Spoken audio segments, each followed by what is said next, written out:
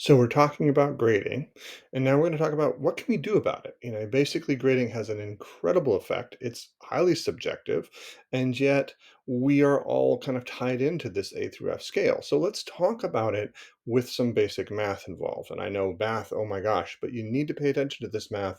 I don't care if you don't like math. You need to know about this math. It's kind of the kind of math that gets you scammed. You need to understand it, okay? So what can we do about it? All right, idea one, the 50% rule.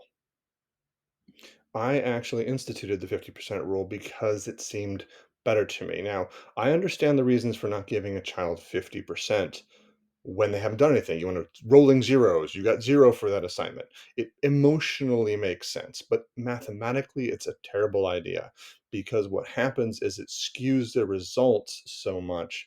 The 50% rule literally says you failed. 50% is failing. 50%, you get 50% on something, you failed.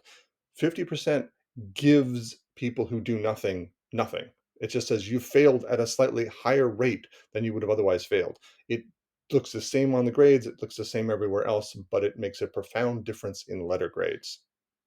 So here's a student who did all their homework. Good for them. They had a couple of weeks where they were really bad, and those weeks just happened to fall on days that there were tests that were not make upable. Basically, these tests were one-time deals. They had to take them at the time, and they couldn't take them. For whatever reason, they didn't do both exams, but they did 90% of all of their homework. However, with the zeros on both exams, they fail the course. That's what zeros do. Now, if you gave them 50% on those exams, it's just still a fail. But if you gave them 50% on those exams, the overall percentage actually goes way up. They get 74% for the grade for the year. They get a C. We went from F to C, not because we gave them anything, but because we increased the level of failure on those tests from 0 to 50%. That's all we did. Now, this one might look familiar to some of you students and some of you teachers as well. This is a student who doesn't pay attention in class. They don't do anything else, but my goodness, they did 100% on the exams. They were obviously listening somehow and did 100% of the exams. They got all the material, but they didn't do any of the homework. So, of course, they fail hard.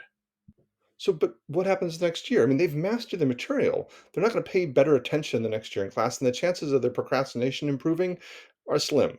So let's look at it if we just failed them at 50% rather than zero. What you see is amazingly a C minus.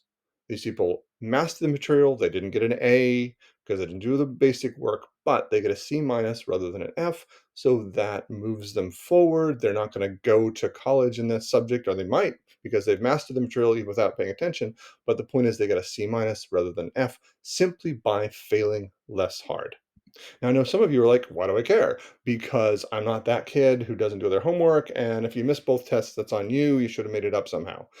The reason we care is because it matters a lot more in the fine print.